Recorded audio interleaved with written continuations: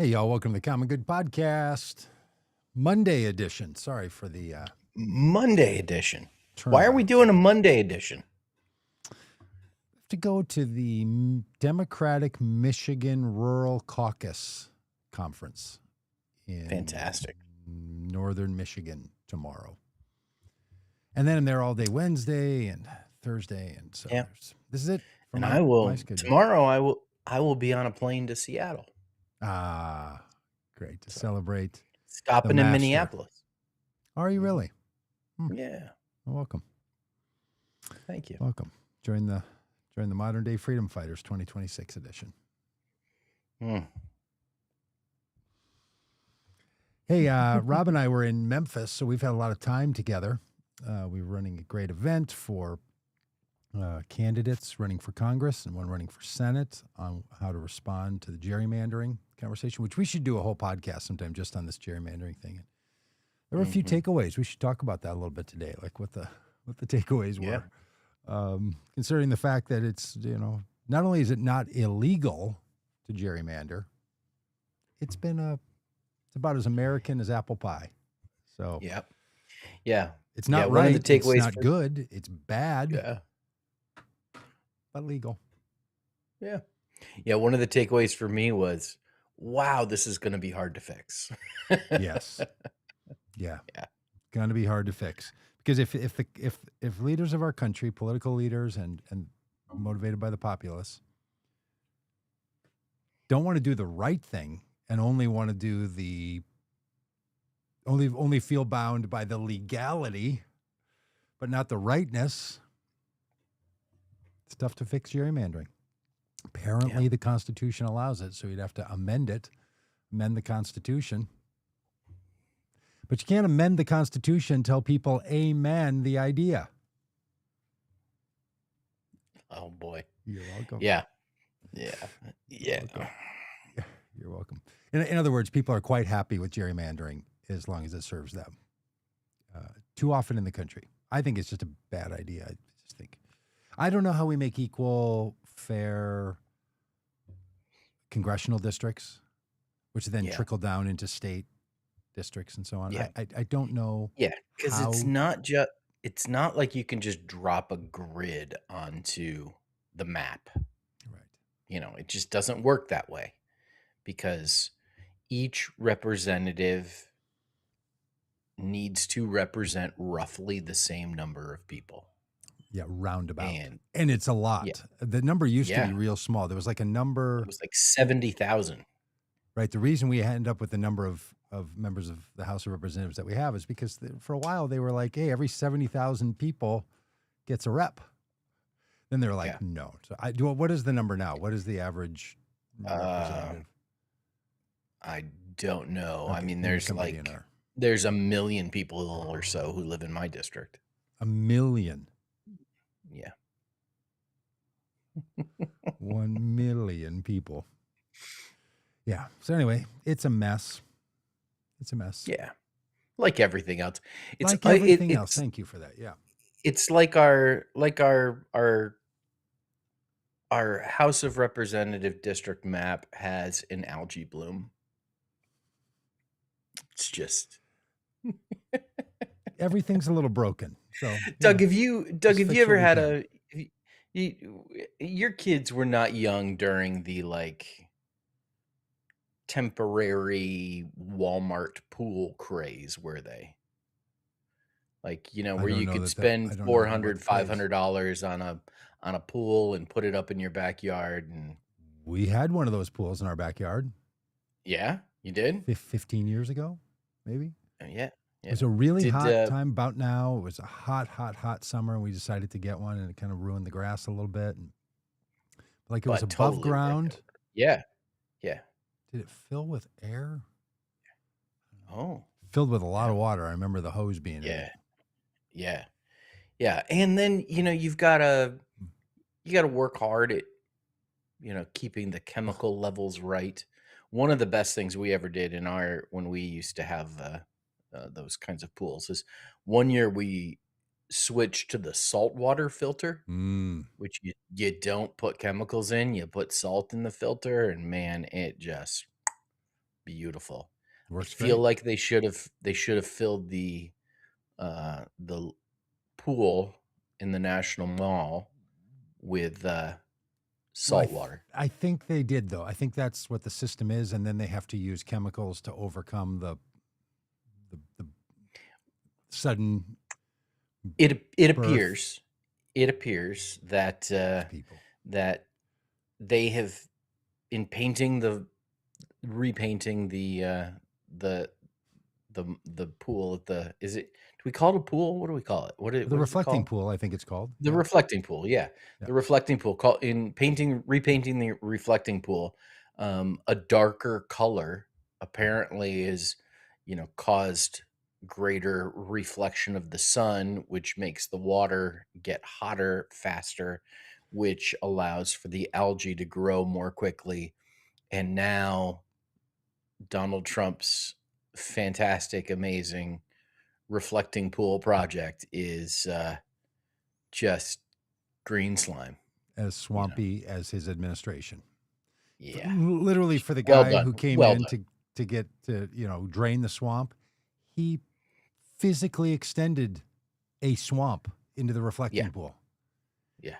Yeah. Installed it. Everything he does is. Oh, it's just Truly, the other day I was thinking, talking to a friend who's a Trump supporter. Is there anything in America that's better now than it was on Election Day, November 2024? Is there a thing? You know what I haven't heard from the Trump people? How many of the worst criminals, alien criminals, they have moved out of the country? Have you heard a number? nope. I haven't heard a number.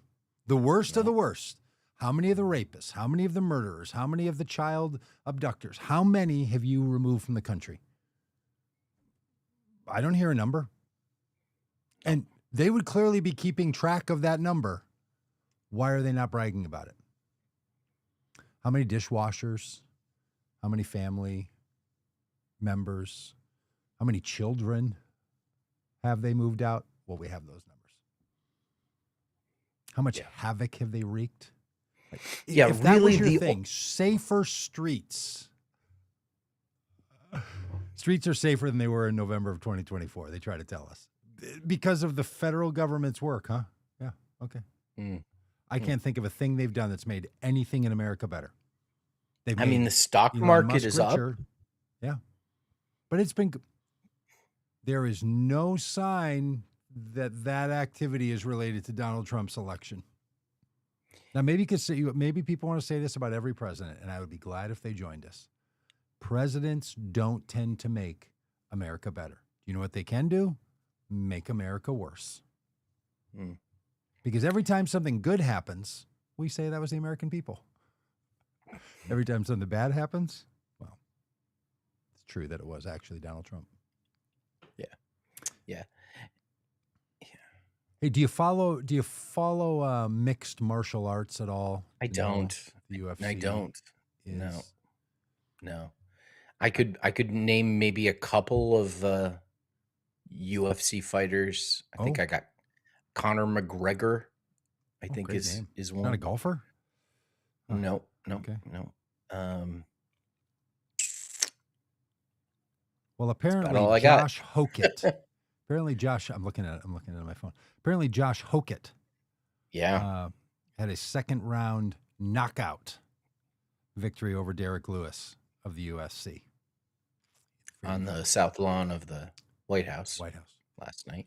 Now, I want to chat about this because I have a bit of a different view than some of my anti-Trump friends on this. But can we start with Josh?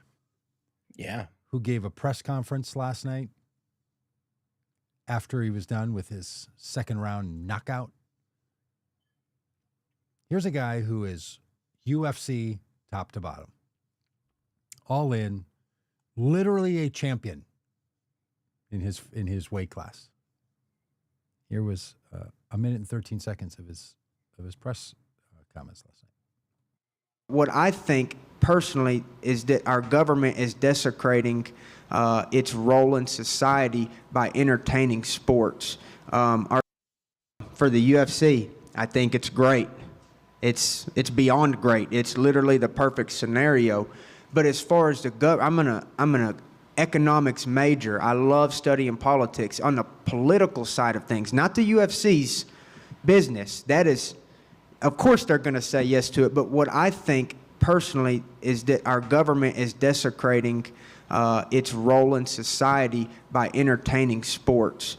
Our government is to protect and serve the people, and really should be as minimal as possible. And when you're doing all of this stuff, hosting sporting events, it's really outside of what the goal of the government was intended to be, because our tax dollars and resources are funding this operation. And like I said, I'm not criticizing the UFC. I love Dana, I love Hunter, I love Sean, Mick, I love all of them, and it's an amazing thing. It's a once-in-a-lifetime thing. But the government should never be hosting sporting events, because there's more room for corruption, and we already have a corrupted government. And so that's my thoughts on it, is that the government is supposed to protect us, not entertain us. All right. The guy who was on the stage, is like, we shouldn't be doing this here. We're entertainers. He had said previous to this, we are entertainers as athletes. The government, we have an apparatus in America for entertainment and sports, a for-profit apparatus, sometimes a non-profit apparatus. What we don't have is a governmental apparatus for us to perform our sport of entertainment. You know, we always have to decide in our society, what should be private industry, what should be nonprofit industry for the benefit of those who are not the paying recipients, and what should be the government. Sometimes it can be a little confusing. Airlines, war, clean air, cancer research. What should it be? You know what's not a confusing topic? Cage fighting? Cage fighting. A for-profit UFC thing at the White House. Do you know what else is not questionable? Selling Teslas from the White House lawn. The fact that Trump can see nothing of America other than for-profit business. That's all he sees. That's all he knows. That's all he cares about. That man, I think, doesn't see the conflict between what the government does, what businesses do, what the nonprofit sector does. There's a very careful balance struck all across the United States. Josh Hokett knows it as a participant in it. He's like, why are we doing this here? I think that, yeah. And look, is it because Donald Trump has a financial interest in the company that owns UFC? Maybe. Is it because Donald Trump doesn't give a rat's ass about any of the protocols or any of the distinctions? Just doesn't care? Just wants to help his friends? Just allowing his friends to grift off of his job? That's what I think it is. He just doesn't care. Yeah. There was a certain amount of desecration that happened last night. You know, we are not a monarchy.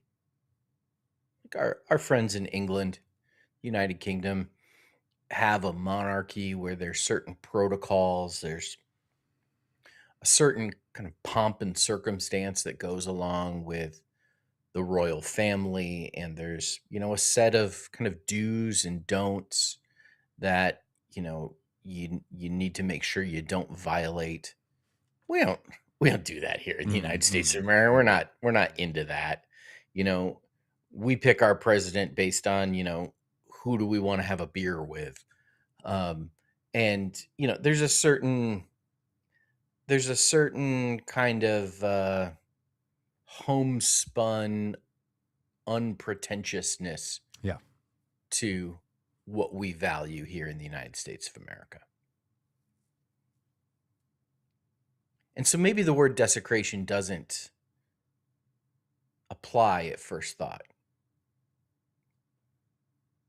But there is something valuable about having places, monuments, spaces that reflect our history, our values, our ideals, our desire for the future, that reckon with where we have been, the mistakes we have made, how we have grown, and where we are going. We've got spaces that hold those things in tension and remind us of them. And when you visit those spaces, there's a certain amount of, gravitas that they have. There's ghosts there that remind us of where we've been. To see cage fighters use the White House as not just a backdrop, but as their locker room. Okay. It's just it's a desecration of, I'm old enough to remember when Republicans campaigned on restoring the dignity of the White House. There was a whole campaign built around the idea of Bill Clinton has brought ill repute into the White House. And as Arkansans do. Exactly. And Republicans campaign on this idea that we're going to bring dignity back to the White House. Ronald Reagan was always lauded for always wearing a suit and tie in the Oval Office. To have these oiled up men in their itty bitty trunks Jeez. walking through the White House, out through the doors and into the White House lawn to take part in their spectacle of cage fighting, just really did not sit well with me. Yeah, the desecration of it, is nothing sacred? Is nothing sacred? Or is there this full-on postmodern, nothing matters? That's what Donald Trump has brought. It's like, hey, if we can use this building as a spectacle to make money, that's what we'll do. Forgetting that, this is the place where, FDR lived. This is where the Civil Rights Act was signed into law. This is, this should be in American lore. The White House should have some sense of you know what? You don't just do anything there. This isn't, it's not a community center. It's not a rec center that can be rented out by any organization that fills out the little form and pays the $30 fee. And one week it might be a baby shower, and the next week it might be an independent wrestling match. And, Okay, that's funny. No. It's not what the White House is. It's not what the White House is. Okay. All right. Point taken. May I counterpoint for a moment? Yeah, you can be wrong. Go ahead. Yeah, that's what I'm here for. I want to show you a video that was sent to Shelly and I by our son. or a version of this video if it wasn't this one. And I'm going to play it. I'm going to hold it up so we can see it because I didn't put it up. But this is the White House under Biden, and then that's the White House under Trump. And so you saw that in the first clip, it was gay pride dancers. Yeah. Rainbows made out of the pillars of the White House, dancers, scantily clad people dancing. His question was, so this is honoring the White House, but this other action, different activities, different people, different genders dressed differently, that's your problem? His question was, is it just you don't think UFC is American, but you think this is? Is that the argument? I think that's a worthy argument. Do you remember watching the documentary Rock and Roll President? Yes, I About enjoyed Jimmy it. Carter? Yeah, He was he had concerts at the White I House. didn't know that one of the things that caused the conservative evangelicals who supported Carter in 76 to turn against him was that he had turned the White House into a place where rock and roll people came. And people were smoking the marijuana, as they said in 1977. They were having rock concerts. They were hitting on the weed? Hitting on the weed? Hitting on Is the that weed. what was the phrase? No, I'm trying to remember from Patriot. What he says, he's hitting on the weed? And Willie Nelson is there and other people staying in the White House. And he was accused of defiling the White House. When Nancy Reagan invited fortune tellers and futurists and palm readers, people said she's degrading the White House. Obama does his thing with lots of actions and activities, and people denigrate the White House. So I'm just not sure that the space between the UFC activities and these other activities, smoking on the weed. Are you smoking on the weed? Should be the primary determination of this is honorable to the venerable White House, and this is not. I think there's a lot of other reasons why you argue that what they did over the weekend, tearing apart the yard, constructing this big thing, having military jets do flyovers, having Color Guard introduce UFC fighters, making no distinction between the military and this for-profit entertainment sports industry. The fact that it was not a nonprofit celebration, but concerts that were, or events that were being ticketed and sold and benefiting the UFC, I think that stuff. But I don't know. I think there's a feeling of a lot of us who are opposed to Trump and promoting democratic things that the UFC is not really our thing, and it makes it a little professional wrestling and trashy, and men punching each other in the face and knocking each other out is the kind of violence that this administration loves, the kind of violence that this administration pushes through its candidates, pushes through its soldiers, pushes onto American streets. I think all of that is a worthwhile critique. But I don't know. I hear your argument about it being a sacred place, but there's been a lot of things that have gone on in the outside of that White House. I'm not even going to pick on the Easter egg hunt because you're not going to get any winners on that one. But And listen, we and literally I will tell you, I've been at receptions there on that very grounds and walked around drinking a little champagne and having little parties, and there's bands, and there's James Taylor up there playing a song, and I don't know. What do you think? Yeah, I hear what you're saying. I get what you're saying. Yeah,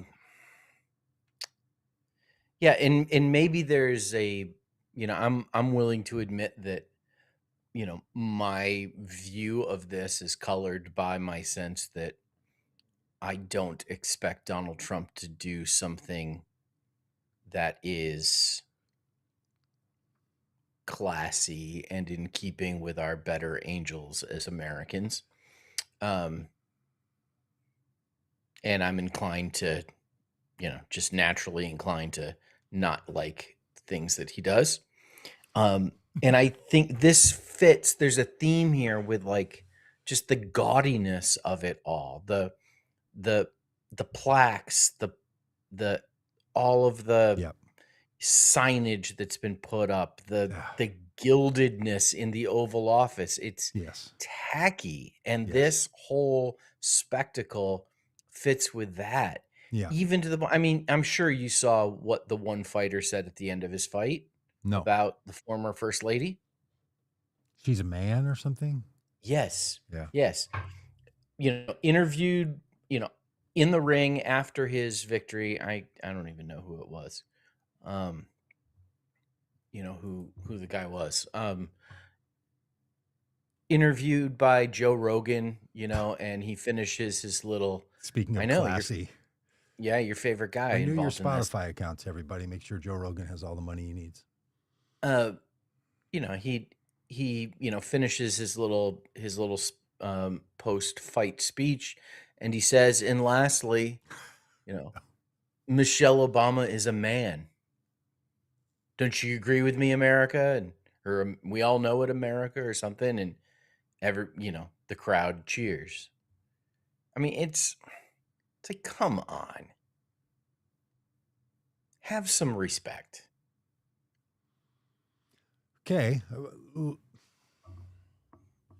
People we cheer on say stuff about the president all the time. Tend not to say so much about his wife, but sometimes.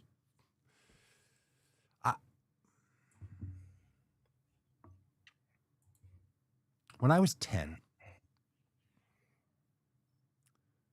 maybe 9, somewhere around 1975, 76, I distinctly Okay, remember. I was born in 1975. So stick with me in the history of this country. Somewhere on Saturday Night Live, they were making fun of the then president, Gerald Ford. Yeah. And I remember thinking then and carried with me for a very long time. Well, right now, I guess.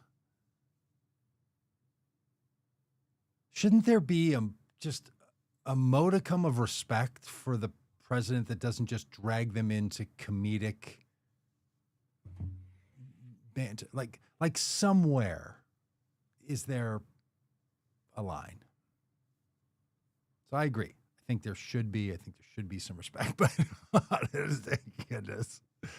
We've killed our presidents. We've spat upon them. Some of them have faked their own assassination attempts. Like, we've done all manner of things to the presidents and to presidents. I don't know. I guess I feel like the very thing that bringing the UFC there to the White House did was validated that cultural component of society with the White House imprimatur.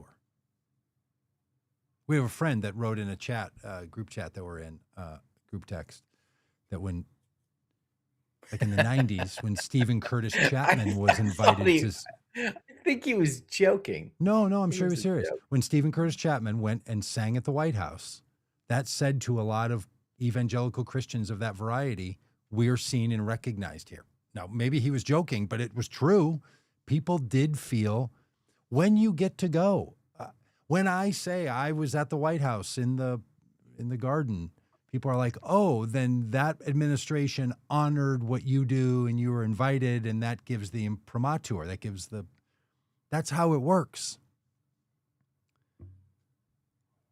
The corruption of this administration, the terribleness of all of this, as Josh Hokett was saying, we shouldn't be doing this here because this is a for-profit business just gaining benefit. It's not what the government should be doing. He saw it as pure advantage to the UFC. Trump probably sees it as drawing in a crowd and telling his supporters, you matter to me and you're important, which we say all the time, right? I like you and we need you. Well, that thing screamed to a whole population of America. You may not like me, but I like you, says Trump. Because on my birthday, what do I want? I want you people around. And the thing is, they're America too. So I don't know. I guess if we're going to have things at the White House, we should make lines between, are they for profit? Are they governmental? Are they not for profit? All that stuff should admit and stop lying about the fact that federal dollars are going to make this all possible. Just like every business that tries to tell you that we did it on our own while we drove on government-funded highways and we drove on city-funded streets and the water is clean coming in and we didn't have to pay for it. All the things that, we say we did it ourselves with all of this support, no matter what it is, right? We're always functioning inside of a system. But having said all that, all this money made it possible for this, all this construction, tearing up the property. And a lot of us don't like the idea that those people get the imprimatur of the White House. Having said that, if this was the only thing that felt like this, if he wasn't hawking cars, remember that?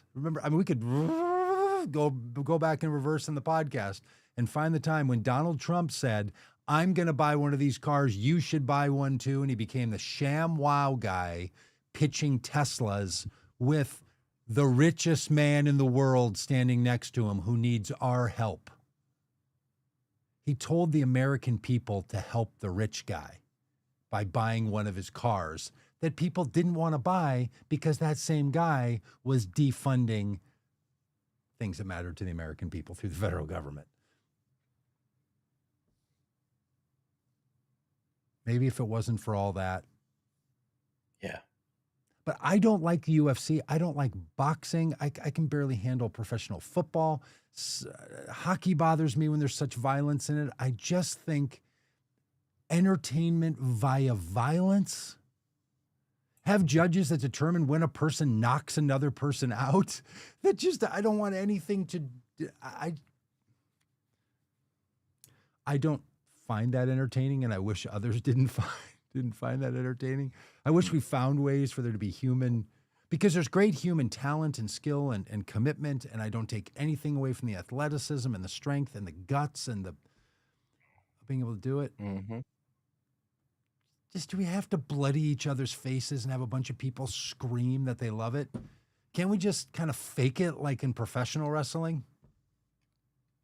I actually would have felt better had it been professional wrestling there than the real thing, because I don't think those UFC fighters are faking. No. I think they're punching each other in the face and kicking each other in the face and kicking each other in the back and choking each other. Things, let me just go on for another 10 seconds. Things that would be considered criminal activities done by anyone else. And if anything connects the UFC to Donald Trump, it is things being done that, if they were done by anyone else, would be a crime. That's that guy. So we can make the argument, and I know people do that, if we do a pride thing, then we're being inclusive. Okay, but if you do a UFC thing, you're being inclusive of those people. I don't know. Inclusion isn't just for some people. Inclusion has to be everybody. We should be able to say, hey, look, at our White House, we have an Easter egg roll, we have a Shabbat gathering, we have a gay pride rally, and we have a UFC fight, because America is all that and a bunch more.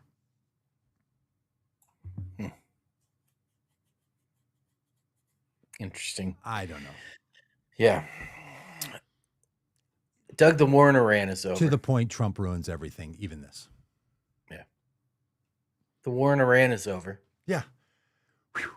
Oh, hang on. Which podcast are we doing? Are we doing the one on June 15th, or are we doing the one on May 15th, or are we doing the 38 other times that Donald Trump told us that the war was over? 38 times in official proclamations. Yeah.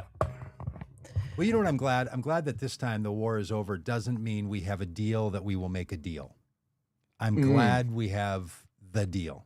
And I'm glad it finally solved the problem that Obama left us, which was that Iran had committed to not developing nuclear weapons. And they committed to do it under verification of international agencies that would inspect anywhere they needed to go in the country.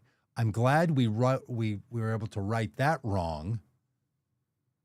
So I haven't seen the update today. What is the new deal on preventing Iran from getting a nuclear weapon that Donald Trump has so effectively negotiated? I think they say that they won't. That they will talk about agreeing that they won't.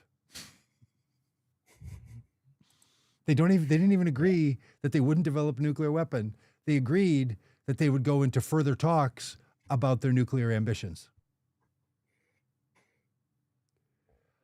Iran has won every single round of this fight. Yeah. This would be called in UFC terms a technical knockout, a TKO, a Trump knockout. They knocked him out, and the judges say the winner is Iran. Nice job, Don. Yeah. Let me just read the first two sentences of an article from CNN. A 60-day deadline for Iran to make a nuclear deal as the threat of U.S. force looms. A 60-day deal. A 60-day window. 60-day deadline for Iran to make a nuclear deal as the threat of U.S. force looms. President Donald Trump saying he hopes for a deal even as Tehran's leadership talks tough and as Israel pushes for more military action.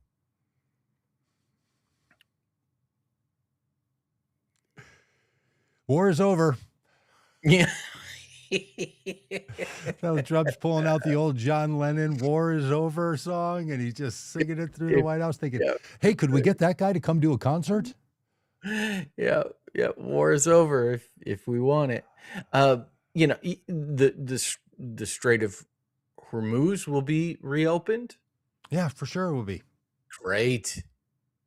So the thing that was open before, and the deal that Iran had made about their nuclear weapons that existed before, and then all of that went away when Trump left the JPAC deal, and then we lived for 8 years without it, and then went into military conflict, creating all of this death and destruction and money, got us to a place less than that, and he thinks he should brag about it.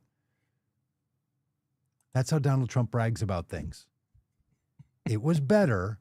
I made it worse, and then I made it not as good as it was. Congratulations, me. This is the art of the deal. And I'm looking for confirmation. I think I saw something, and again, I might be wrong about this. I saw something about like it's going to be like the U.S. is committing to like a $300 billion investment in Iran. Yeah. Now the U.S. is like, hey, how about if we give you a bunch of money, and then we'll be more safe? As long as apparently it's not handed in U.S. currency in a suitcase. Yeah. Does Evelyn think that we are blaming Obama? I can't imagine, but perhaps. Not everybody listens. When will you guys stop blaming him? Yeah. Is Trump your king? Yeah. Evelyn, Evelyn, stick with us. We got you.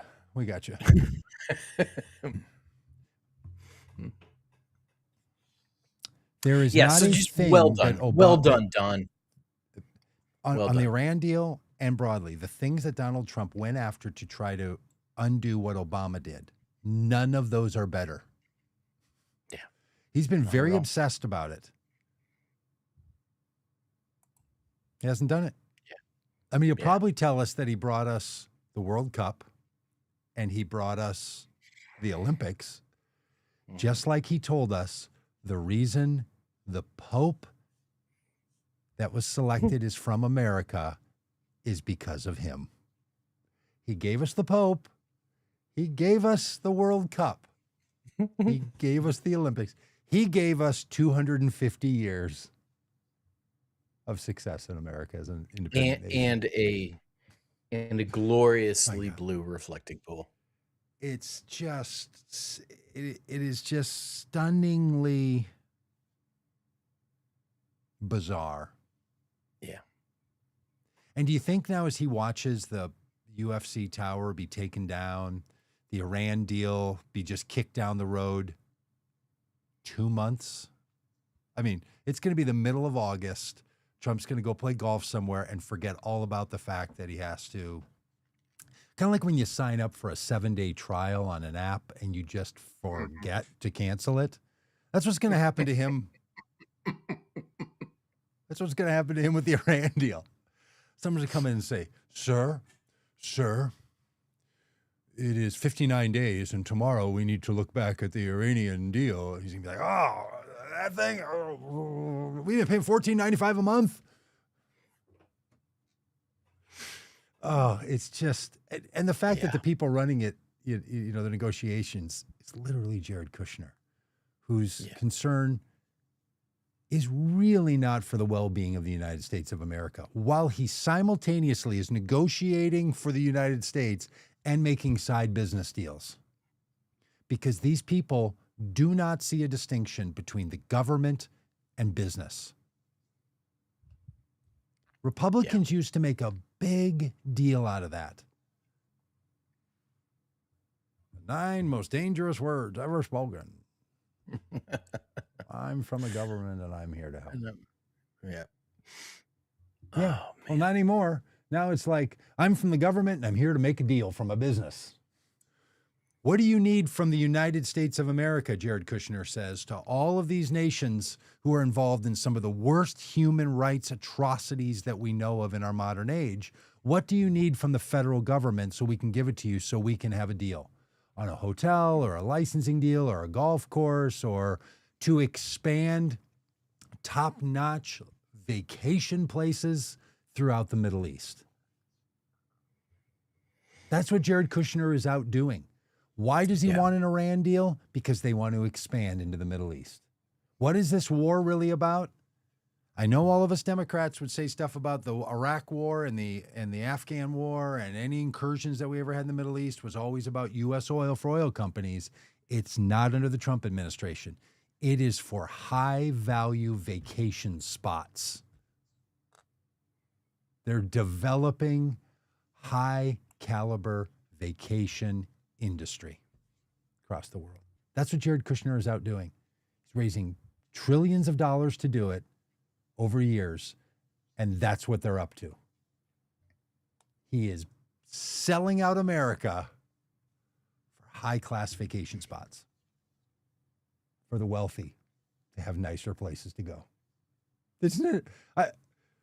It would be absurd to make that argument if it wasn't happening, because you would think no one would do that. Yeah. No, that's ridiculous. That is utterly ridiculous. That is not what could happen. Oh, that's happening. Okay. Yeah. Here's $300 billion. Meanwhile, Trump spends his weekend celebrating his 80th birthday. Yeah. He's 80 now. He's a man in his 80s. I'm not yet a man in my 60s. I got a few weeks. He's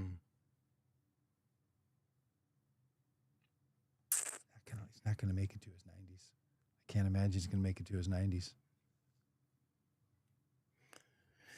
I don't know. I mean, I have speculated often, and have typically been wrong. I'm typically 100% on the timely on Donald Trump. Deaths of, oh my goodness, on Donald Trump. Donald my goodness. I'm not sure I have ever predicted more wrongly. I've been gone every day. Yeah, but one day you won't. It's like Wordle. I'm still using a do heist 80% of the time.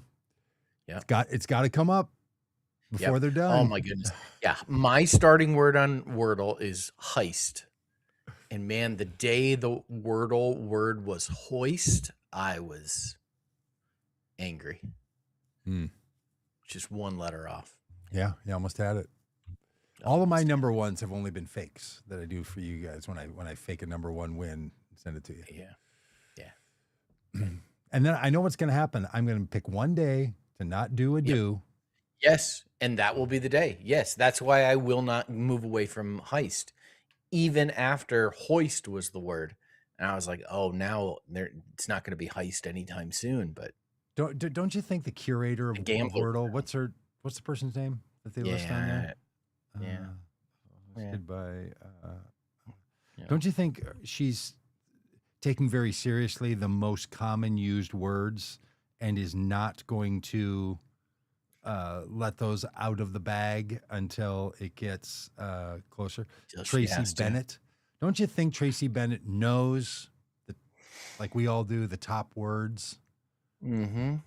And is like, okay, well, at some point we're going to have the last 5 words of the chosen Wordle list. Adieu will be the very last one. Do you think? Yeah. Because she'll because say, it's do I bid you adieu? yes. Yeah. And I think it was you that made the point that Wordle cannot go on forever. No, there's a set close date or period. There is a finite number of 5-letter words. And they know what they are. That's is that not true? I imagine it is. But I play Wordle every day. When Wordle is going to end? I'm just asking my robots. Yeah. I play Wordle every day because I am convinced that 15 years from now, there will be a study that shows that people who played Wordle staved off dementia. And so I'm in. The original Wordle list, when Josh Wardle first created the game, he programmed it with a fixed 2,315 5-letter words.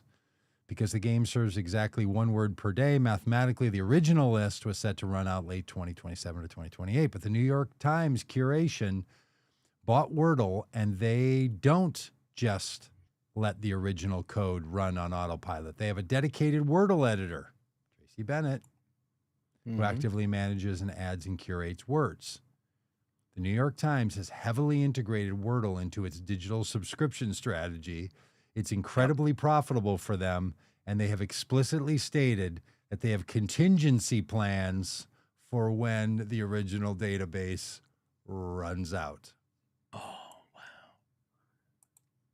They're gonna put in proper nouns and the bad words and all that stuff. Maybe they'll go blue. Yeah. Maybe they'll just reuse. Like why not start over? Oh, seriously. It's like reshuffling the deck while you're still in the game. Like put the cards back in the deck and keep going. Yeah. Why does it matter? Why does it matter if it's the same word that we had 3 days ago? Why does that matter? It doesn't unwordle Wordle. Unless you're like, no, I'm keeping track of all the words that have been used or looking them up. And there are some people that do. If you change the rules and said words can be reused, good luck now. Because there's ways they make Wordle harder. Mm-hmm. You play a harder way, don't you? Don't you play a harder Wordle way? Yeah, I do. I do play a harder Wordle way. I play the one where if you get a letter, your next guess has to include that letter. Okay. And if you get a letter in the right spot, your next guess has to include that letter in the right spot. What is there a setting in there where you do that? Is it like hard mode? Hard mode. It's called hard mode. And I also use colorblind mode because I like blue and orange better than green and yellow. You and Zuckerberg. Yeah, he's colorblind. I'm not, but I just like the colors better. But you play one when you play Wordle. I guess that tells us, if we're not playing hard mode, that one of the things you can do to your advantage, if they forbid it in hard mode, is to not use the letters that you've already successfully found in the word or in their spot in your subsequent guesses. Yeah. For people that don't know some strategy, that's a thing you can do. If you don't want to get it in 2, but you want to get it in 3 or 4, if that's your plan, that's a different plan than if you're just trying to score a 2. Which I would rather try for the 2 and keep the words in than try to just as you use a golf analogy, just play par 4s all day. That's right. That's right. Yeah, I have a friend who he thinks of Wordle like a par 4 golf course. Like you get it in 4, that's what you're supposed to do. Yeah. 3 is 3 is a birdie, 2 is an eagle, 1's an ace. Or you could bogey or double bogey. Yeah. That's not a bad way to think about it. Yeah. Yeah. Are you supposed to Yeah. get? I remember when somebody, Paul Buddy, friend of ours, mutual friend, Paul Buddy Yeah. said to me, well, the goal of Wordle is to get it in 4, isn't it? Never had dawned on me that there's he's playing par. that there was a goal. I didn't. I just thought you tried to get the least amount of guesses as you could. That was it. Yeah. I didn't know that there was. Yeah. And And I can't leave my and- mind. Now I get it in 4, and I'm like, did it. Yep. And our mutual friend Brian Berghoff, his goal is to get the word as fast as he can. How does he keep track of it? He sets another timer? I don't know. I think I it's wish just Wordle had a had a timer. wish it had a timer, and I wish it had the number of times you make guesses that it shakes and says, no, that isn't one. So you can say it took you 4 minutes and 72 guesses. Yeah, and you're an idiot because these are not actually words. There have been so many times where the Wordle word is a word I didn't know was a word. So I'm just all done. I'm just like, this thing could be a word. Has that happened to you? Do you have Wordle words that aren't words? Oh yeah, That you didn't know were words? Yes. Yeah. I can't think of one now, but yeah, absolutely. No, because I still don't know the words. It's not like it was a Wordle word, and then I was like, oh, you know what I'm gonna do? I'm Word of the day. Word of the day. Gonna incorporate it. Anvilly is now a part of my vocabulary. I didn't know. I just shook my head and thought, Tracy Bennett, why would you pick that instead of a do? That's what I think. Each time, whenever I don't get it, I'm like, why didn't you go with a do? Oh. Yep. That Tracy Bennett, she's out to get us. But she's a Trump. No, I doubt it. Hey, I would bring this up. I forgot. I saw a YouTube video headline the other day that was famous people we lost to Trump was the thumbnail, the photo. I think it had Adam Sandler, maybe. Would that be right? And then it was like shocking, entertainers who support Donald Trump. And I thought this was an interesting way for someone to frame something that, like, we lost them. We didn't lose anybody. We're just a little lost for a while. I on the topic of losing, everyone will have been against this. Yeah. And soon can't come soon enough. But everyone will say, well, I was never for that. On the topic of losing people when we didn't actually lose them, I attended the Arkansas Democratic State Convention on Saturday in Little Rock. My first time going to the convention. Had the opportunity to speak, which went really well. I almost got the hook. I went too long. Really? Oh yeah. Were people? You saw people moving around? Was somebody moving toward the stage? Was there were people's hands up? There was a person who appeared down below in the front row with signs with like 15 seconds left, and I said, Micah, I appreciate you holding the signs there, but I'm gonna finish. and then the chair of the convention stood up next to me, and I said to her, I said, Mayor Flowers, thank you, but I'm gonna finish. I just kept going. You treated them like they were a server coming by to clear the tables, and you're like, hey, no, I got a bite here. There's a little bit left in the bottom of the glass. Could I get a refill while you're stepping away from the table, and then I'll finish this up? Yeah. How much longer did you go than was assigned? I think I went 2 minutes over. I think I went 12 minutes instead of the 10 that was allotted. So 20%. I was over by 20%. Yeah, I was gonna say. Yeah, it's entirely too long. Yeah, I felt bad about that. But at the convention, we had a in memoriam video, like it was the Oscars, the Grammys. They do these videos where they show pictures of people we've lost this year, and they put together a video of people, Arkansas Democrats that we've lost this year. About halfway through the video, and there's photos of these folks. Yeah, photos and names and life dates. about halfway through the video, straight in front of me, probably 10 rows, there is a bit of a commotion. And, as the commotion is happening, there's people laughing.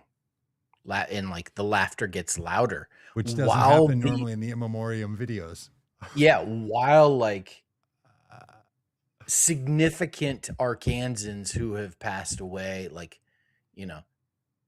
Jim Guy Tucker's picture is up on the screen, like significant people in Arkansas Democratic politics, their pictures and names are up on the screen, and there's this laughter rumbling through and there's the realization that one of the people whose pictures had been shown up on the screen was sitting about 10 rows ahead of me as a delegate.